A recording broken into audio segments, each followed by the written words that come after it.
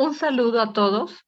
El día de hoy vamos a estudiar el capítulo 20 de la asignatura de morfofunción, que titula Aparato cardiovascular, el corazón. Yo soy Maya Hervas Zamorano, docente del curso básico, gestión 2021-2022. Dentro de los objetivos de aprendizaje del corazón, debemos describir la ubicación, configuración interna, externa del corazón y el pericardio. Explicar la circulación de la sangre a través del corazón y su importancia clínica. Describir el sistema de conducción del corazón. Describir el significado y valor diagnóstico del electrocardiograma. Describir las fases del ciclo cardíaco, que es el gasto cardíaco, y la descripción de cómo afecta el ejercicio a la función cardíaca y las enfermedades más importantes. No olvidemos este detalle que es sumamente importante, que nos debe acompañar durante toda la lectura del capítulo. La función del corazón es bombear la sangre a través de los vasos sanguíneos hacia todos los tejidos del organismo, llevando lo que es el oxígeno y los nutrientes. Y a través del retorno venoso, del sistema venoso, se recogen los desechos producto del metabolismo celular. Entonces, si nosotros tenemos muy claro este concepto de que es la gran bomba incansable del cuerpo humano, nosotros podremos entender la fisiología y, por supuesto, la fisiopatología de las enfermedades cardíacas. El corazón, por la descripción del libro, late por lo menos 100,000 veces al día. Este es un músculo que jamás en condiciones fisiológicas entra en reposo. ¿Esto qué quiere decir? Durante el sueño, este músculo sigue contrayéndose, relajándose. Durante el ejercicio aumenta esta capacidad de contraerse y relajarse. Nosotros debemos entender que a medida que el cuerpo necesita en sus diferentes órganos, sistemas, aparatos, mayor cantidad de sangre, eso implica que el corazón trabaje más. Y vemos nosotros que durante el sueño que no se utilizan, por ejemplo, los grupos musculares, el músculo esquelético y otros, disminuye el trabajo del corazón, pero este debe seguir trabajando. El músculo inagotable debe trabajar todo el tiempo. La localización del corazón, partiendo de esta primera diapositiva, se encuentra en el mediastino. El mediastino, para conocimiento de todos ustedes y para que fijen este concepto, el mediastino es un espacio que se sitúa en el tórax y se sitúa entre el esternón y la columna vertebral. Tiene como límite superior la primera costilla y tiene como límite inferior el diafragma. Como límite lateral, este mediastino tiene ambos pulmones. ¿Qué es lo que se encuentra dentro del mediastino? Dentro del mediastino se encuentra el corazón con todas sus capas, los grandes vasos y el esófago. El corazón de las mujeres pesa más o menos 250 gramos y de los hombres pesa 300 gramos. Estas son aproximaciones. Tiene de longitud 12 centímetros aproximadamente, 9 de ancho y 6 de espesor. Nosotros podemos ver en esta gráfica lo que es la delimitación del mediastino y dónde se encuentra el corazón. Si nosotros vemos en un plano transversal, tal como muestra la figura, vemos el mediastino. Y nuevamente podemos delimitar el mediastino. En su porción anterior el esternón, en su parte posterior lo que es la columna vertebral, y tenemos a los lados ambos pulmones. Nosotros podemos ver en este corte la situación del corazón, que se encuentra en el mediastino anterior. Aquí podemos observar las dos cámaras, las cavidades derechas, cavidades izquierdas. Podemos observar lo que es la salida de los vasos sanguíneos. Podemos ver la aorta, podemos ver el tronco de la arteria pulmonar. Podemos ver todas las características que tiene este espacio. Si nosotros vamos haciendo un abordaje mucho más detallado del corazón, podemos ver en este gráfico que pertenece al libro un corte de lo que es la pared del corazón. Y en este corte de la pared cardíaca se puede ver de que existen diferentes membranas, las cuales tienen una función fundamental. Cada una cumple una función. Tenemos que el corazón se encuentra envuelto en algo así como una bolsa denominada pericardio fibroso. Este pericardio fibroso está compuesto por tejido conectivo denso y regular, cuya función es básicamente permitir que el corazón tenga cierta flexibilidad, cierto movimiento, pero fija el corazón a lo que son las estructuras adyacentes. Este pericardio fibroso se encuentra por fuera. Tiene una capa interna que se denomina el pericardio seroso. Este pericardio seroso, a su vez, tiene lo que es una capa parietal y tiene una capa visceral. Esta capa visceral del pericardio también se la denomina epicardio. Entre estas dos capas, entre estas dos capas del pericardio, podemos evidenciar el líquido pericárdico. Este líquido pericárdico sirve como lubricante para que el corazón pueda moverse dentro de este espacio con cierto grado de facilidad, pueda relajarse y contraerse. Entonces tenemos que dentro de las características de este pericardio fibroso tenemos el tejido conectivo denso y regular, tenemos el pericardio seroso, la capa visceral del pericardio seroso, o también denominada el epicardio, está formada por mesotelio. Nosotros aquí podemos ver la grasa que está debajo de este epicardio, y nosotros encontramos aquí al miocardio. El miocardio con esa característica de ser un músculo que se asemeja en determinadas características al músculo esquelético, pero con la característica fundamental de que este músculo es de contracción involuntaria. Más adelante vamos a ver en un corte histológico las características de este miocardio. Finalmente tenemos la capa interna que se denomina endocardio, que es un endotelio especializado que se encuentra recubriendo las cámaras del corazón. Nosotros podemos ver, esta es una imagen, un gráfico muy clásico de lo que es la configuración externa del corazón en su vista anterior. Para fines prácticos, nosotros podemos abordar el corazón en cuanto a una porción superior y una porción inferior. Intencionalmente yo dejé aquí unas líneas las cuales son hechas por mi persona, simplemente con el objetivo de aprendizaje. Estas no se encuentran descritas en el libro. Nosotros podemos ver que la porción superior son los grandes vasos. Aquí vemos la vena cava superior, la aorta con el callado aórtico, los vasos que salen a partir de la aorta, y nosotros podemos ver aquí el tronco de la pulmonar, el tronco de la arteria pulmonar. Y podemos ver por detrás las venas pulmonares izquierdas, las venas pulmonares derechas. Si nosotros vamos a la parte inferior de las líneas que yo dibujé, podemos ver que ya el estudio aquí es por cámaras. Entonces tenemos que el corazón se divide en el lado izquierdo con fines funcionales, con fines anatómicos y también de aprendizaje. El corazón se divide en el lado izquierdo y en el lado derecho. Entonces nosotros podemos evidenciar las estructuras anatómicas del lado derecho, donde está la orejuela de la aurícula derecha, que constituye una prolongación, podría decirse, de la aurícula, que le da mayor capacidad de la recepción de sangre. Tenemos la aurícula derecha, que recibe sangre a partir de la vena cava superior, de la vena cava inferior y del seno coronario. Y tenemos el ventrículo derecho. Del otro lado, del lado izquierdo, tenemos lo que es la aurícula izquierda, que también posee una orejuela, por eso se llama orejuela de la aurícula izquierda. Tenemos un ventrículo izquierdo y ambos dos están divididos por una línea que está formada por lo que es la circulación coronaria, y tenemos el surco interventricular anterior. Más adelante vamos a ver por qué existe este surco y qué aloja. Nosotros vemos un corte posterior, una imagen posterior del corazón, ese gráfico que habíamos visto con anterioridad. Entonces, de la misma forma, las mismas líneas. Entonces tenemos una porción superior, una porción inferior.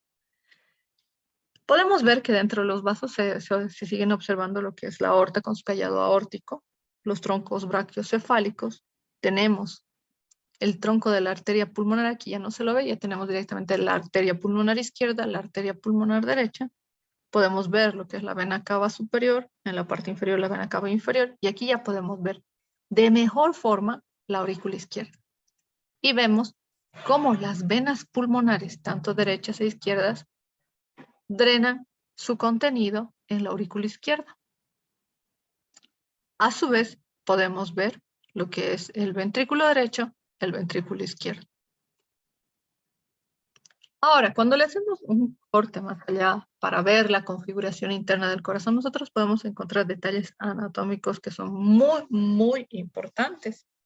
Y nosotros podemos ver, si vamos a hacer con fines objetivos de aprendizaje, dibujan en la mayoría de los libros el lado azul, porque es la sangre no oxigenada, el lado derecho, y el lado rojo, que es la sangre ya oxigenada, que corresponde al corazón izquierdo. Entonces, nosotros podemos encontrar la aurícula derecha, aquí podemos encontrar la abertura del seno coronario, la sangre que nutre el corazón, se devuelve a través de un sistema venoso que drena en el seno coronario, el cual drena aquí en la aurícula derecha.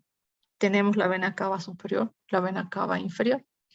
Aquí como detalle anatómico, tenemos la fosa oval, que es el remanente del foramen oval, que ya vamos a ver en la circulación pulmonar fetal.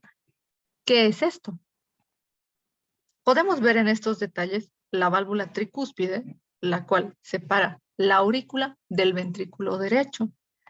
Tenemos al ventrículo derecho con lo que son sus músculos papilares y también tiene a su vez sus cuerdas tendinosas para evitar la sobredistensión, se podría decir, de lo que son las valvas de la válvula tricúspide. A su vez, vemos que la salida de sangre de este ventrículo derecho se realiza a través de lo que son las válvulas pulmonares. Aquí podemos ver las válvulas pulmonares hacia la arteria pulmonar, las arterias pulmonares. Entonces, el tronco de la arteria pulmonar. Entonces, tenemos eso como el corazón derecho.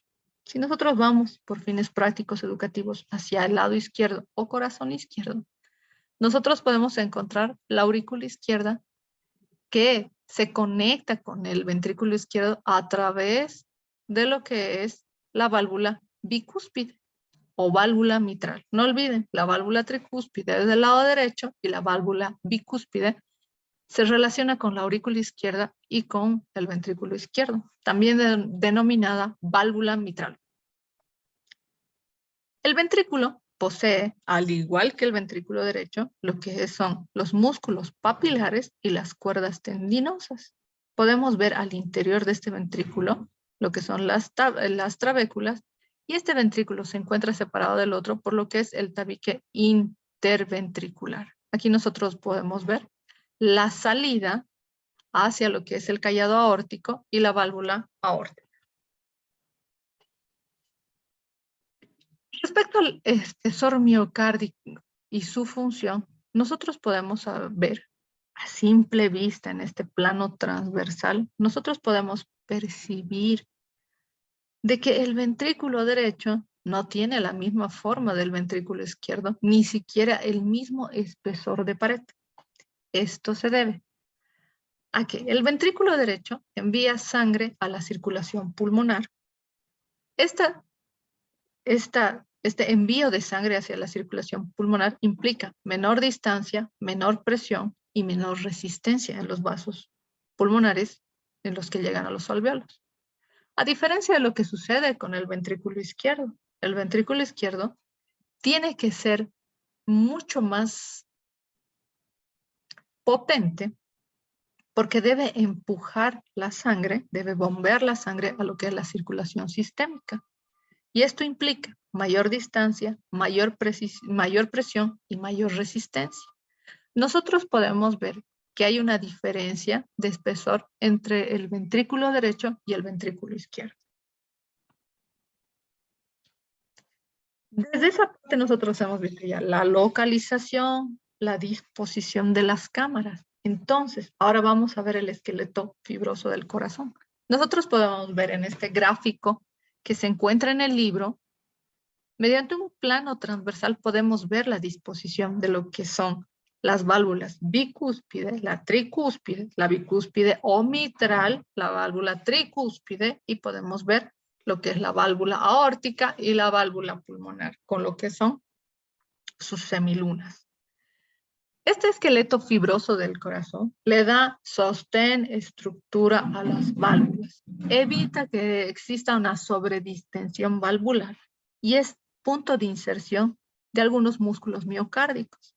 Sirve como aislante eléctrico entre las aurículas y los ventrículos y está formado por tejido conectivo denso, el cual debe darle resistencia a esta estructura. Ya desde esta imagen, uno puede darse cuenta la característica de las válvulas. Las válvulas auriculoventriculares, sean mitral o sean tricúspide, difieren mucho de lo que son las valvas que comunican los ventrículos con la circulación pulmonar o con la circulación aórtica. Estas valvas últimas se denominan válvulas semilunares.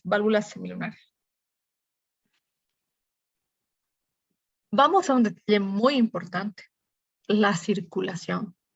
Bueno, nosotros ya hemos entendido que el corazón tiene una localización, su disposición de cámaras, que tiene sus válvulas con sus características propias. Entonces vamos a ver el funcionamiento del corazón.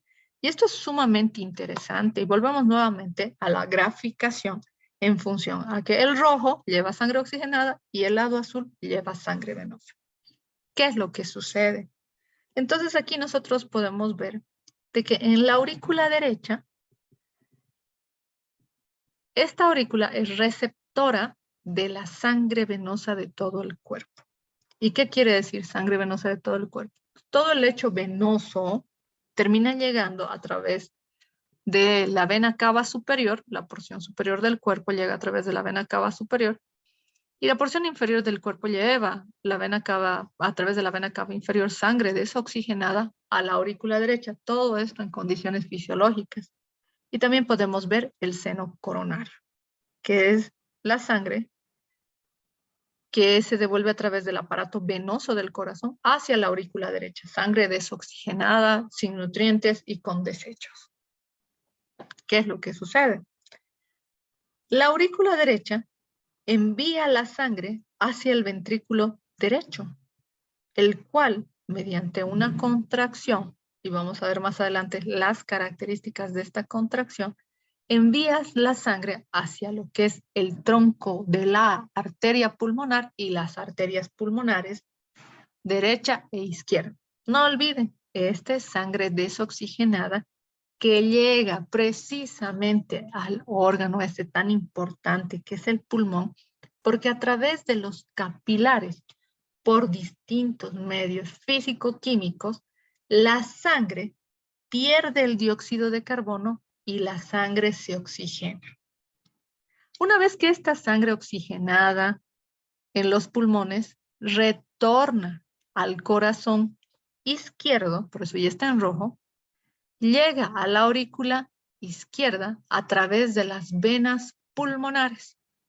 La aurícula izquierda, con una contracción, envía sangre oxigenada al ventrículo izquierdo a través de la válvula mitral. El ventrículo izquierdo se contrae y a través de la válvula aórtica manda sangre por la aorta, el callado aórtico, la aorta torácica, la aorta abdominal, a lo que es el resto del cuerpo. Entonces aquí podemos ver el dibujo el gráfico, la mención de la aorta y las arterias sistémicas, y va hacia esos lugares donde también se produce el intercambio entre lo que es el oxígeno, el dióxido de carbono, los nutrientes en los capilares donde se está produciendo el metabolismo celular. Este gráfico, desde mi perspectiva, es muy importante que lo recuerden porque este es el que nos da la idea de cómo sucede esta función tan poderosa del corazón.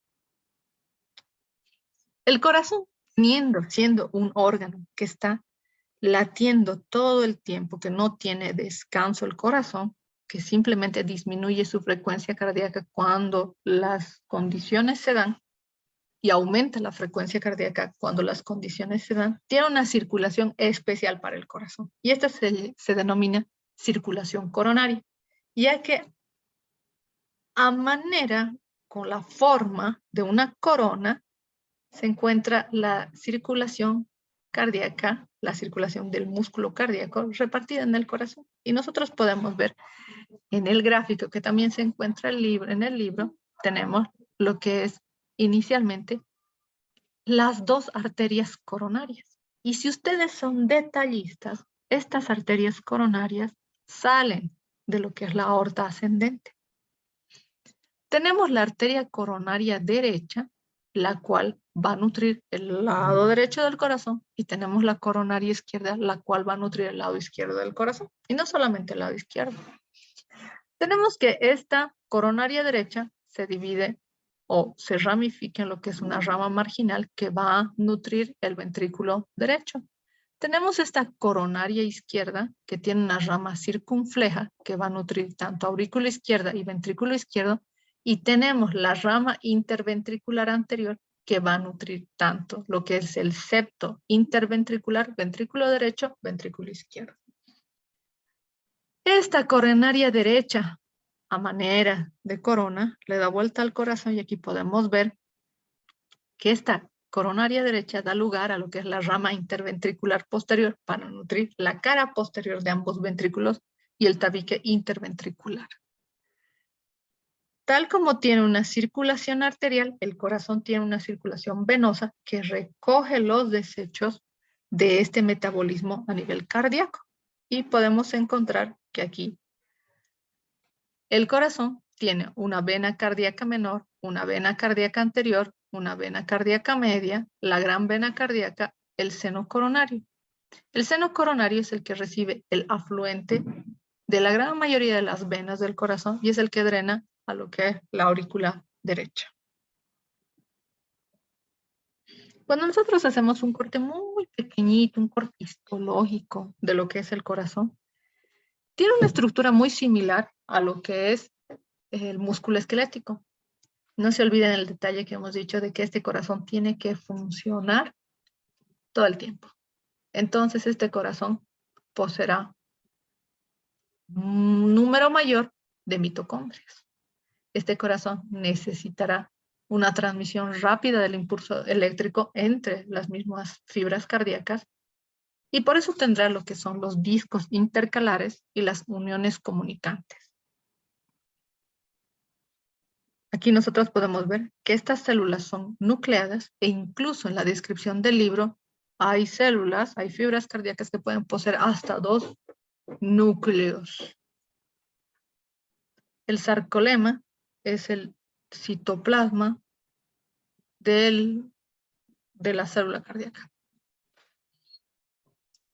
El sistema de conducción. ¿Por qué este corazón late? ¿Cómo hacemos? ¿Cómo hizo la naturaleza para que este corazón latiera? Entonces nosotros tenemos dentro del sistema de conducción unas fibras miocárdicas especializadas para generar impulso eléctrico. Estas son unas fibras autorrítmicas que le dan el paso, que le marcan el paso al corazón, y por eso se llama marcapasos. Entonces nosotros vemos que estas fibras autorrítmicas, que constituyen cerca del 1% de todas las fibras cardíacas, estas son altamente especializadas, se localizan en el nodo sinoauricular, en el nodo auriculoventricular, el haz auriculoventricular, el haz de His, y tenemos la rama derecha y la rama izquierda del haz de His. Nosotros podemos ver, si somos más acuciosos con el gráfico, nosotros podemos determinar de que el impulso en situaciones fisiológicas empieza en el nodo sinoauricular, que también le denominan el marcapaso del corazón.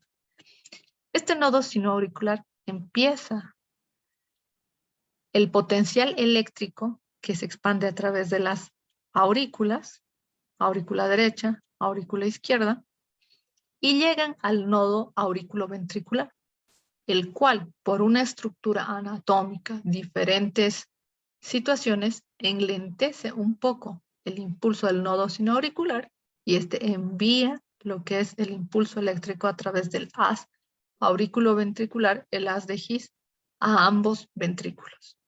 Este haz de His tiene una rama derecha, una rama izquierda, y podemos ver que las fibras más pequeñas de ambas ramas se denominan fibras de Purkinje. Finalmente, el impulso eléctrico se ha desatado.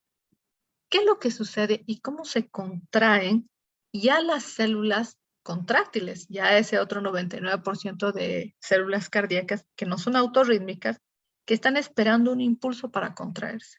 Y esto es muy importante que recuerden.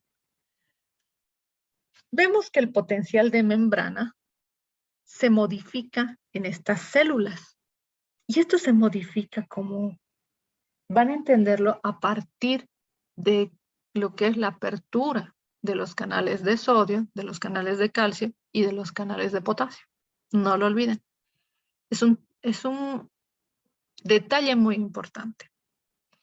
La despolarización de las células contráctiles del corazón, sucede cuando el impulso ha pedido a la célula o ha impulsado a la célula, he dicho, abre tus canales de sodio.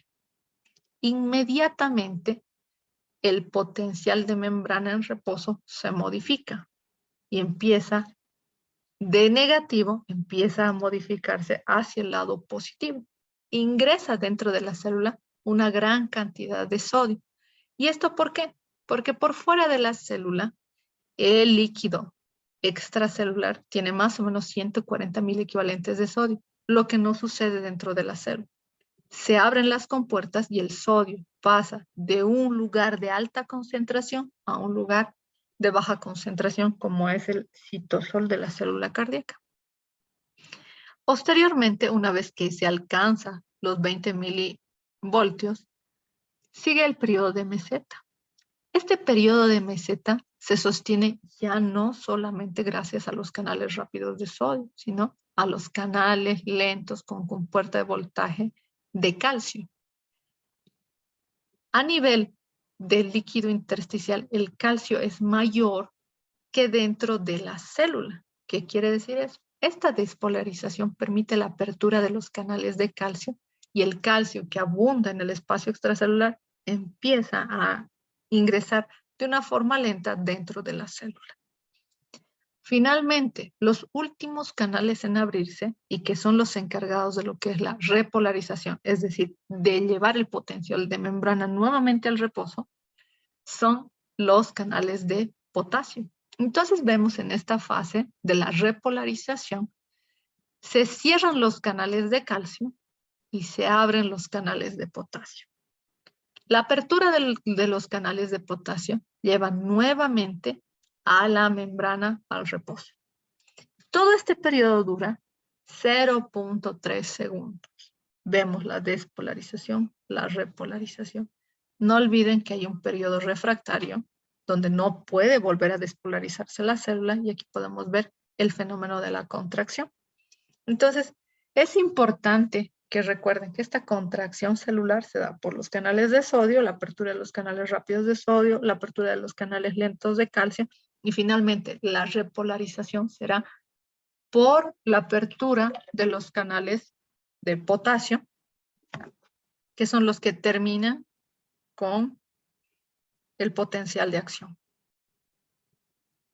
¿Qué es lo que sucede? Nosotros vemos un electrocardiograma. El electrocardiograma es el registro de esta despolarización en sus diferentes segmentos que sirve para ver desde el punto de vista clínico y hacer un seguimiento a la función cardíaca, sirve para ver qué fenómenos están sucediendo y si estos fenómenos están dentro del límite de lo normal o son fisiopatológicos o son patológicos. Entonces nosotros podemos correlacionar este registro externo de los potenciales de acción podemos correlacionar con lo que está sucediendo en el corazón. Y aquí nosotros podemos evidenciar que el potencial de acción en el nodo sinoauricular o en el marcapasos natural del corazón produce lo que es la onda P. Y aquí nosotros podemos ver que esta onda P empieza con lo que es el llenado auricular. La onda P concluye una vez de que empieza la sístole auricular, es decir, el impulso de la sangre desde las aurículas hacia los ventrículos. Esa es la onda P. Posteriormente, podemos ver el complejo QRS. La despolarización, si volvemos a esta imagen, de los ventrículos da lugar a lo que es el complejo QRS, que quiere decir que los canales de sodio empiezan a abrirse, los canales lentos de calcio. Entonces, vemos aquí la despolarización de los ventrículos. Vemos, una vez que estos ventrículos se llenan, vemos lo que es la contracción de los ventrículos. Este es el segmento ST, porque está antes de la onda T y está después de la curva S. Y en este segmento podemos evidenciar la sístole ventricular, la contracción del ventrículo. Posteriormente sigue la repolarización, es decir, la entrada de potasio, la salida de potasio fuera de la célula cardíaca hacia el espacio extracelular, lo cual produce la relajación de los ventrículos. Finalmente termina la onda T y el ciclo vuelve a empezar. Ahora, ¿cómo se traduce este ciclo cardíaco? Entonces, uno debe tener claro de que este electrocardiograma, la actividad eléctrica del corazón, tiene correlación con lo que es los ruidos cardíacos, el volumen y las fases del ciclo cardíaco. Y este dibujo es muy interesante, porque ustedes pueden ver que este ciclo cardíaco tiene lo que es en su segmento 1, que es la despolarización de las aurículas y la repolarización auricular, como pueden ver.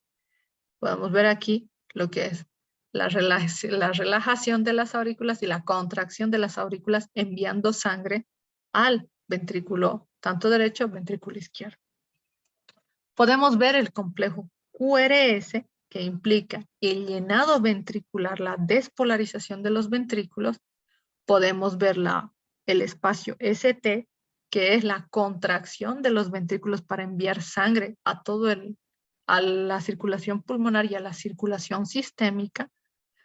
Podemos ver la onda T, que es la relajación de los ventrículos, la repolarización de los ventrículos.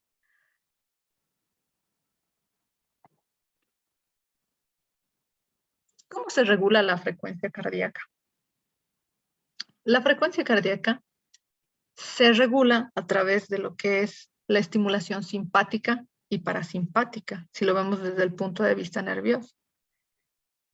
No olviden que los simpáticos siempre será una reacción de sobrevida. Esto aumentará la frecuencia cardíaca, aumentará la frecuencia respiratoria, lo que constituye la respuesta de huida. Y tenemos la estimulación parasimpática, la cual promueve lo que es la disminución de la frecuencia cardíaca. A su vez, esto disminuye la despolarización del nodo sinoauricular y si este es el marcapasos del corazón, pues en el nodo auriculoventricular también se reduce la frecuencia cardíaca.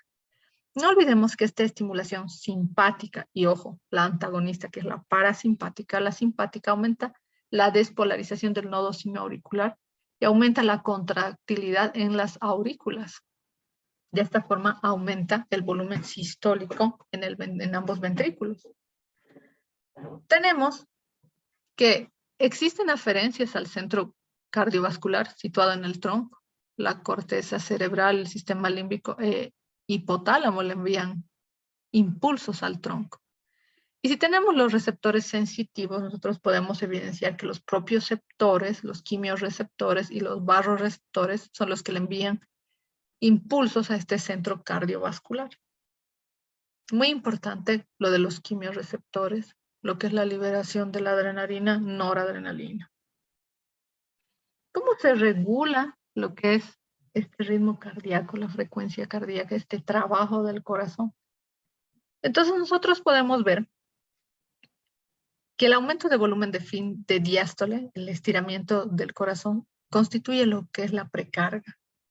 Dentro de ciertos límites, las fibras cardíacas se contraen con mayor fuerza en función al estiramiento, es decir, en términos fáciles. Mientras más se distiende la fibra cardíaca, su fuerza de contracción es mayor. Esa es la ley de Frank Starling del corazón. Eso aumenta la precarga en el ejercicio. Hay los agentes inotrópicos positivos que actúan como una estimulación simpática, las catecolaminas, las hormonas tiroideas, el aumento de calcio sérico aumenta la contractilidad, le da mayor fuerza. Y finalmente, en el ejercicio, disminuye la presión arterial en la diástole y esto se constituye como la disminución de la poscarga. Todo esto, el aumento de la precarga, la disminución de la poscarga, el aumento de la contractilidad, aumentan el volumen sistólico. Y esto tiene como consecuencia el aumento del gasto cardíaco. Ese es el volumen minuto de eyección del ventrículo izquierdo. Tenemos que el gasto cardíaco se aumenta no solamente por el volumen sistólico, aumenta por la frecuencia cardíaca. Entonces tenemos que el sistema nervioso, las sustancias químicas, y existen otros factores que aumentan la frecuencia cardíaca. Y tenemos como sustancias que aumentan la frecuencia cardíaca, por ejemplo, las hormonas tiroideas. Tenemos lo que es el aumento del calcio extracelular y las buenas catecolaminas. El sistema nervioso puede aumentar la frecuencia cardíaca a través de lo que es la estimulación del bulbo raquídeo, el cual recibe aferencias de lo que es la corteza, el sistema límbico y los propioceptores, además de los varorreceptores y los quimiorreceptores. Hacer ejercicio es muy positivo para el corazón, porque además, dentro de todo, aumenta la reserva cardíaca funcional del corazón para el momento en que uno lo necesita. Es lo que sucede con los corazones insuficientes. Está descrito el trasplante cardíaco. El otro día, si vieron la noticia, había un trasplante de un corazón de cerdo a una persona, como la ciencia avanza. El trasplante cardíaco, el cual aquí vamos a hacer énfasis, es el reemplazo de un corazón gravemente enfermo por uno normal de donante cadavérico. Entonces, aquí podemos ver cómo se hace la anastomosis de lo que es la arteria pulmonar, la aorta, la vena cava superior. Aquí podemos ver ya las anastomosis realizadas. Las enfermedades más frecuentes del corazón. Y dentro de esto está la enfermedad coronaria. Esta enfermedad coronaria es muy importante. ¿Por qué?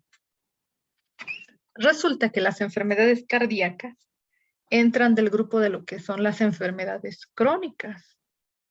En determinadas sociedades, las personas padecen enfermedades crónicas a diferencia de lo que sucede en otras sociedades donde padecen enfermedades infecciosas.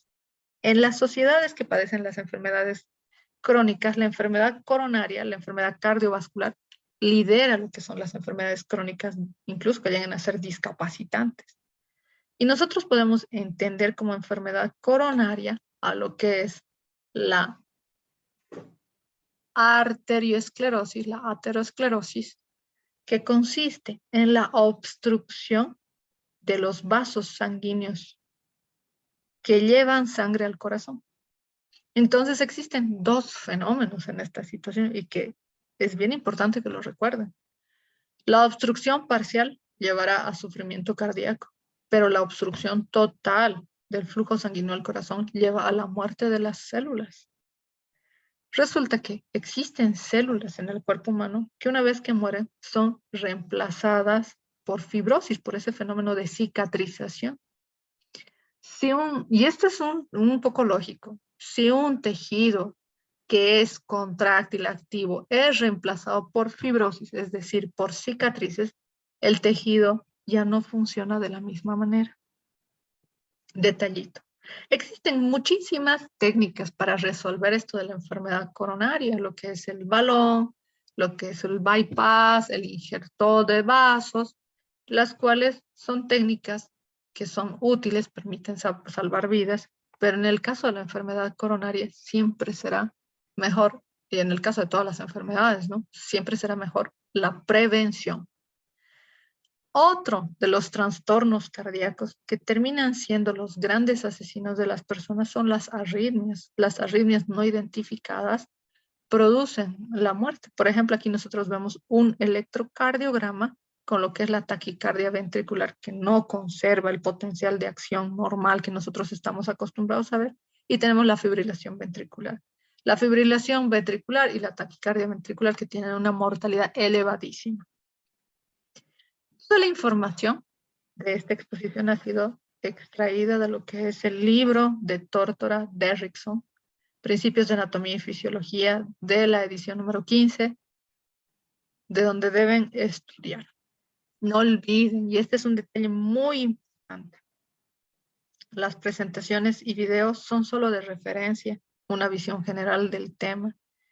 Es responsabilidad del postulante estudiar todo el contenido del capítulo, que va desde el título hasta la última letra cuando concluye el capítulo. Deben estudiar lo que son las imágenes, los gráficos, los resúmenes, los casos clínicos, el envejecimiento, la terminología, etc. Si existen dudas o preguntas, deben acceder a la plataforma Classroom en la sección de preguntas del tema de cada uno de sus grupos. Muchas gracias y estudien para su examen.